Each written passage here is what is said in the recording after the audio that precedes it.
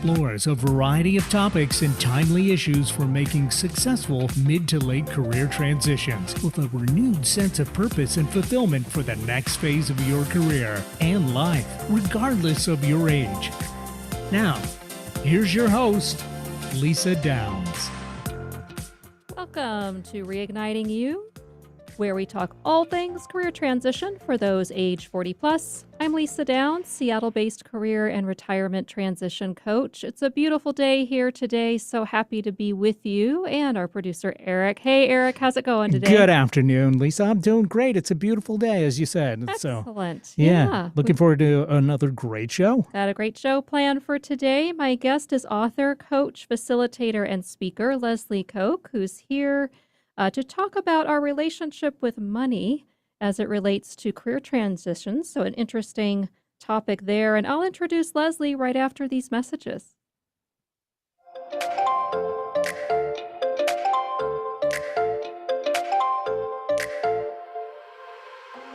Hi, I'm Lisa Downs, career and retirement transition coach and host of Reigniting You on KKNW.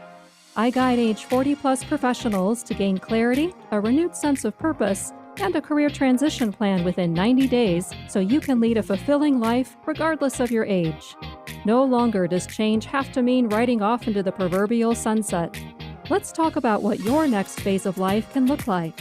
Visit yournewaspect.com or call me at 425-216-3015. That's 425-216-3015. New Aspect Coaching. Fresh perspectives for your career. An alternative to everything else on your radio dial. Alternative Talk 1150. Welcome back to Reigniting You, the show that focuses on all aspects of making mid to late career transitions. A big thank you to our sponsor, Charlie McGee of FranNet, your franchise expert. And if you would like to check things out a little more in terms of your own career transition, go ahead and take a look at yournewaspect.com. That's my website where you can take my free career transition readiness quiz. That's yournewaspect.com. I'm happy to introduce today's guest, Leslie Koc. Leslie's a noted certified coach, public speaker, author, and facilitator, and has been in the field of coaching since 2007.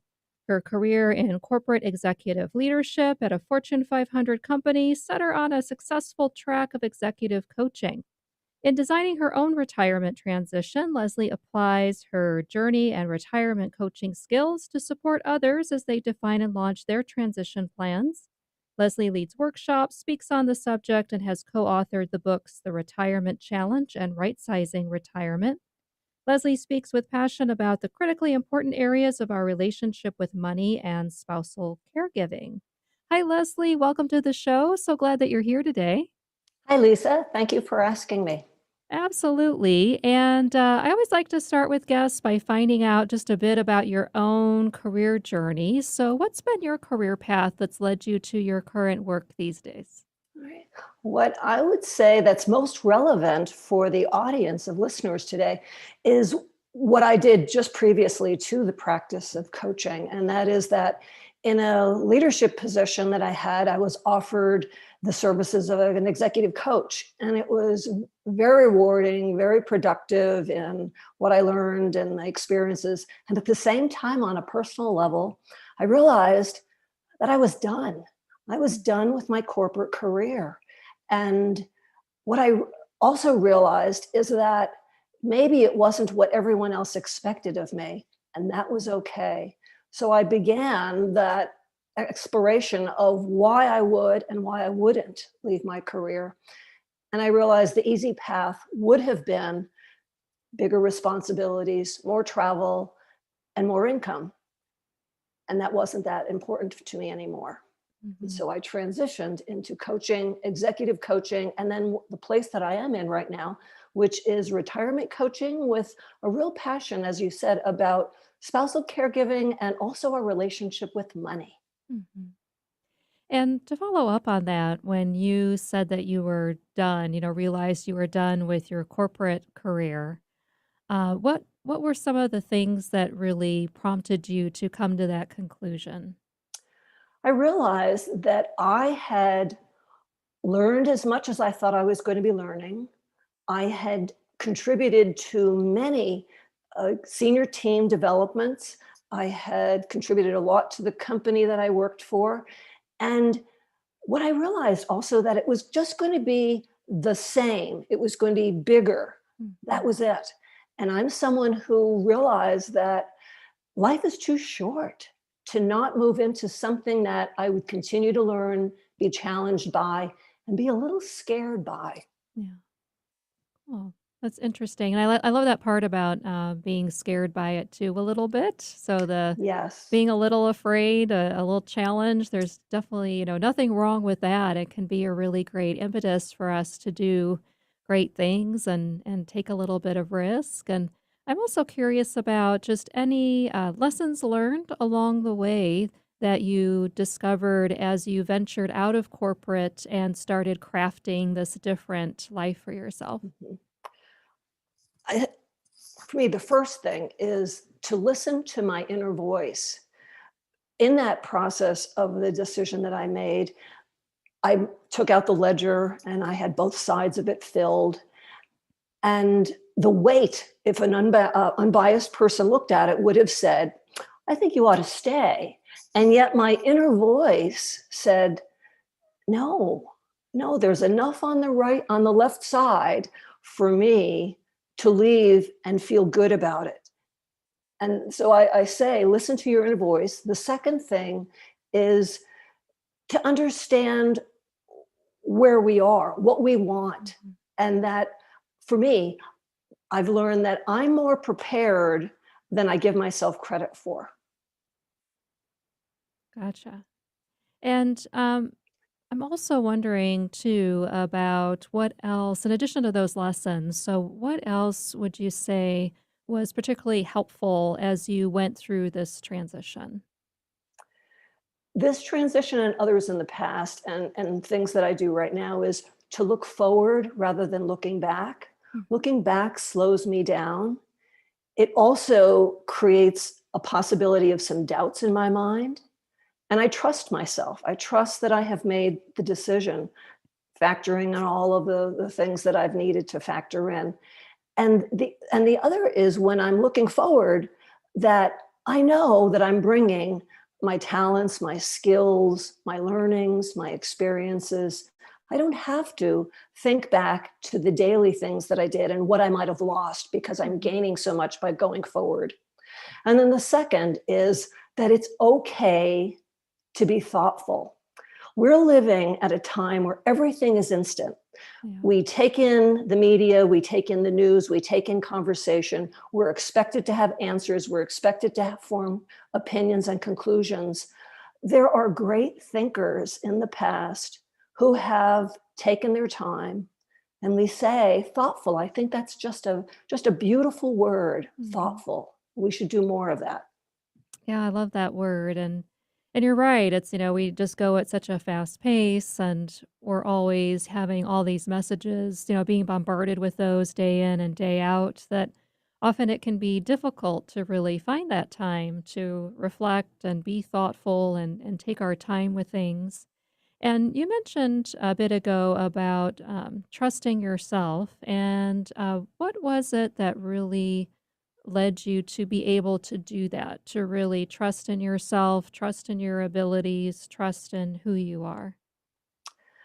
I coach myself as well as I have a coach, and how I work with my clients and ask them, when were you last successful in a decision that you weren't sure whether that was the right decision or not? And people are able to, including myself, to remember back to successes. Mhm. And I build on that. I understand what it took to make the decision, and I realized what energy it took. It's really been beneficial for me to look at it in that regard. Mhm. Yeah, because I imagine it, it really plays well into just for people to build confidence, to be able to make different decisions and take different risks. And I know I talk with folks a lot about, what they can do to build their confidence level if they're just unsure. and they're looking at really making a big change in their lives. And for you, and the idea of confidence, what would you say or recommend as a tip or two that people can use to really start that process of confidence building, in addition to what you mentioned about looking Mhm. back when they were successful?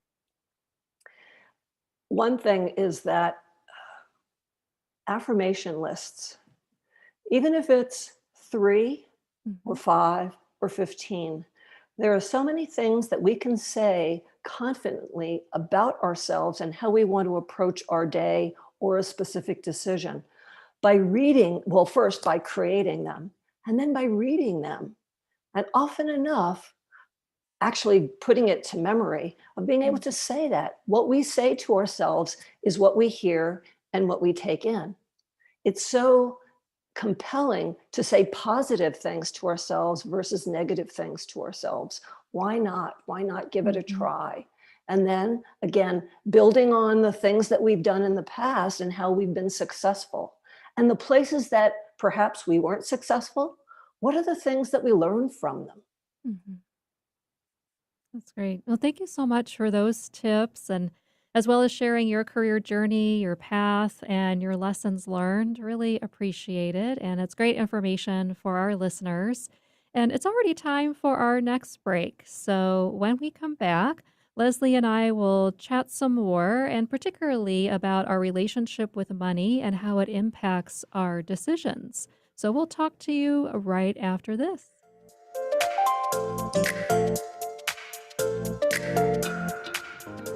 I'm Charlie McGee with FranNet. Historically, economic disruptions drive entrepreneurship, and Americans are opening new businesses at the fastest rate in a decade. If your corporate career path has taken a wrong turn and you've always dreamed of being your own boss in a successful business, I can probably help you. Text me at 360-489-2153. I've been involved with franchising for the last 30 years and have been matching clients with the right franchise fit since 2013. There's no fee to you for my services. I'm here to listen and help you find what you need. Text or call 360-489-2153, 360-489-2153, and visit frannet.com to learn more.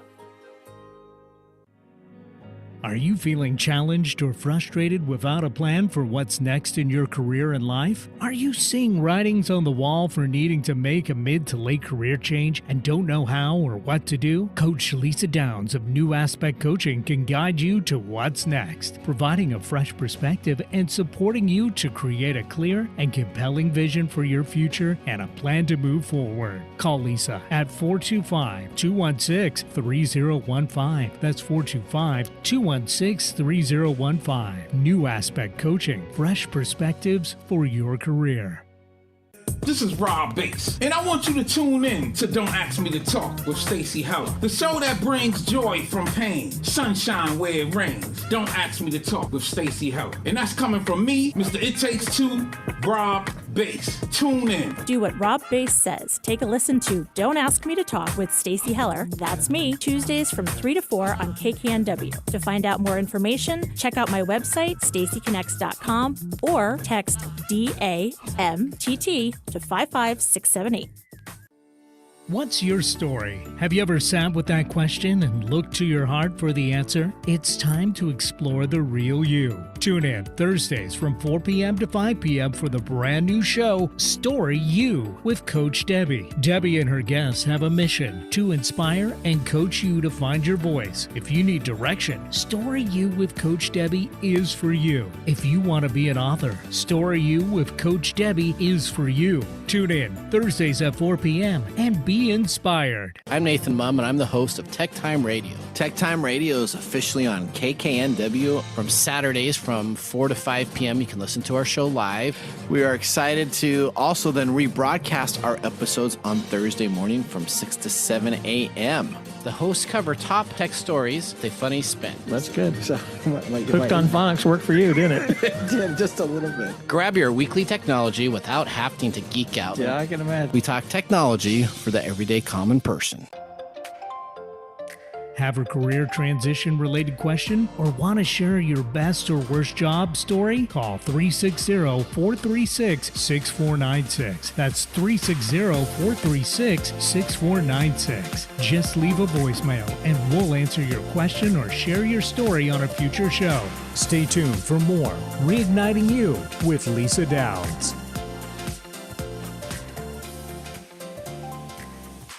Seattle, Tacoma, Antwerp? That's right. We're streamed worldwide on our app and on the web at 1150kknw.com. Welcome back to Reigniting You, the show that discusses timely issues and topics about career transitions for Gen Xers and Boomers. I'm your host, Lisa Downs. We're here with Leslie Koc, an author, coach, facilitator, and speaker. So, Leslie, let's go ahead and dive back into our conversation. For some folks, talking or thinking about money can be difficult or awkward. So, for those who might be a bit reluctant to talk about the subject, what's a healthy way for us to think about money? Well, Lisa, think about the taboos that exist today in our culture, in that we're said not to talk about sex, politics, and religion.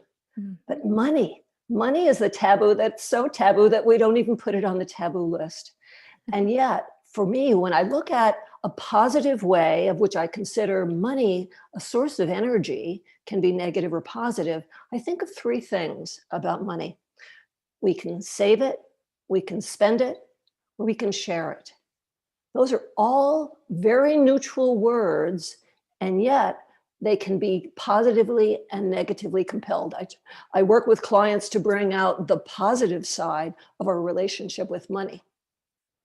That's great. And so true, about those taboos. And I know for me growing up, those were, definitely the main subjects in my household and, raised by my parents. And that, yeah, you just didn't really talk about those things. And of course, now it's so different with people sharing so much about their lives on social media and everywhere else. And it is pretty amazing what some folks share just out there in the general public these days. But how would you say money influences the decisions that we make? As I said, money is energy. It can go in any of those directions. And what our relationship with money is and how we make decisions is based on our what's called money habitudes. It's our habits and attitudes.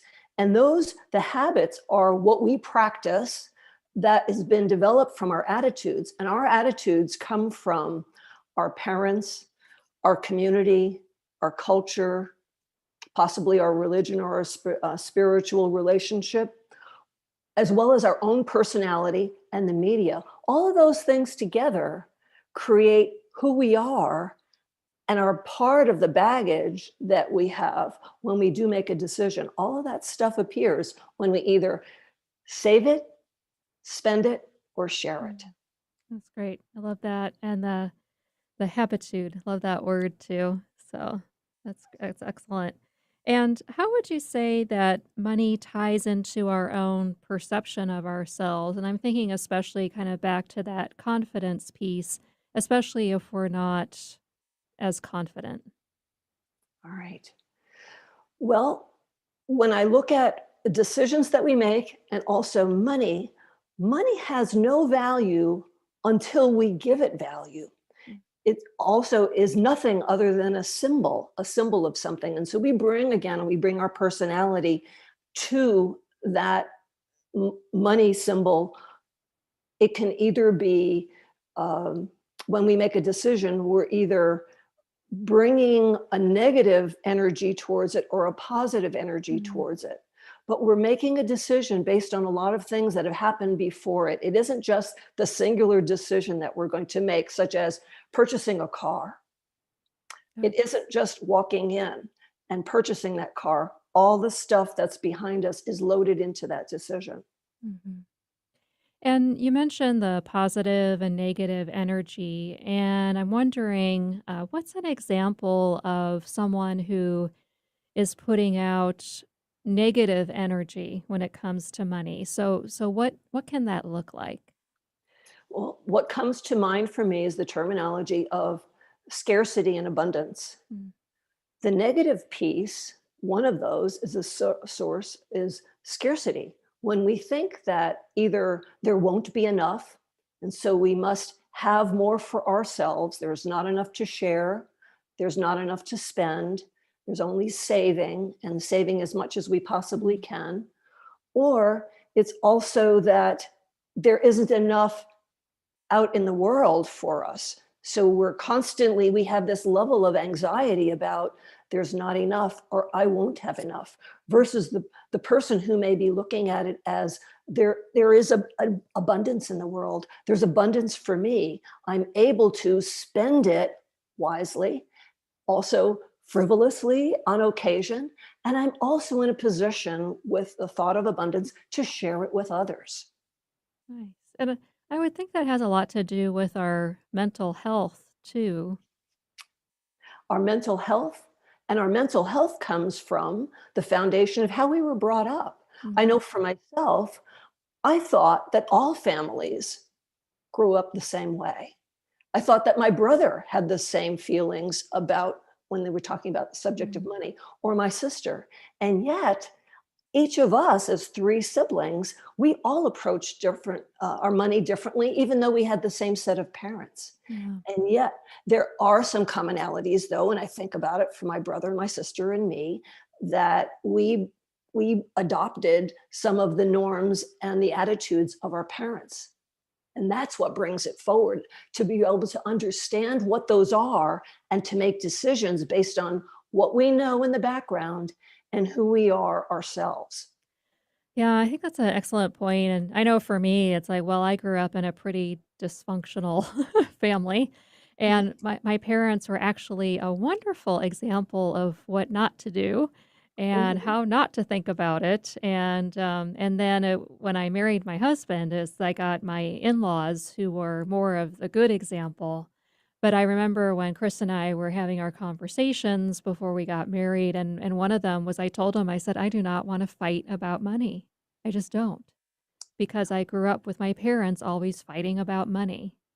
And it was something that was like a core tenet to our relationship. And to this day, it's like, I kind of joke with people that, in your relationship, it's good to keep the bees separate, bank accounts and bathrooms. Um, but I just, coming from that environment, it was like the last thing I wanted to do was have a negative relationship with it, just based on my own upbringing too. Yes. And Lisa, you are one of the few people who do have those conversations, Mhm. because when I think about people getting married, they talk more about other aspects that they believe are important moving into a marriage, but money isn't discussed, Yeah. because in many cases we think that every other family had the same habitudes about money that we did. And yet the first holiday rolls around and we're identifying, oh my gosh, that's how you gift family and friends. And someone else that's how you don't gift family and friends, or you go to the first wedding. Oh, What is a yeah. wedding gift? What does that look like? And then all of the differences begin to surface. Yeah. Money is an important thing for us to understand when we move into a partnership of marriage or a partnership of living together. Yeah. Really important. Absolutely. And then for those who are in career transition, whether they want to stay in the workforce or retiring, what do you think is most critical to consider when it comes to finances? One is absolutely get a sound financial advisor, be it a long-term relationship with a financial advisor, if that's what's important to you, or visiting someone and getting a sense of what your financial position is today, and then also based on what you want in your life. What does that look like? And then take that, and then if you're interested, is to delve into what makes up your relationship with money, because that will absolutely influence how you make a career transition and how you make money decisions once you've made that Yeah. transition. Yeah, that's And great. then the other is just starting today as you touch money, either figuratively or having it in your hand, is asking the question, am I saving it? Am I spending it? Or am I sharing it? It makes it so much more of a conscious action than I believe most of us have with our money. That's great. And Leslie, last question is how can people find you? Find me. Well, my name is Leslie Koch, and you can see me rather through my email address, which is lesliekoc@gmail.com. My website is Coaching What's Next, although I heard it's kind of funky today, so have to get something looked into to make sure it works. And then the other is you can certainly find me on LinkedIn. That's great. Well, thank you so much, Leslie, for being here and sharing your wisdom and recommendations. We really appreciate it and so good to talk with you. Thank you. You bet. And it's time to wrap up today's show. That means it's also time for my reignition recommendation, your weekly career transition tip, regardless of your age. So, in the spirit of April Fools, consider where in your life or career you might be fooling yourself into operating off of a limiting belief. So, is there a particular story in your head you're telling yourself about why you can't do something, tricking your brain into thinking you have to stay in status quo? So, if so, it's really time to flip that script and think about what you can do instead. So, Eric, thanks for your support today, as you do every week. And what stood out to you from our time with Leslie today? Well, of course, a great conversation. And she makes such a good point about how people are willing to talk about anything except money, it seems like.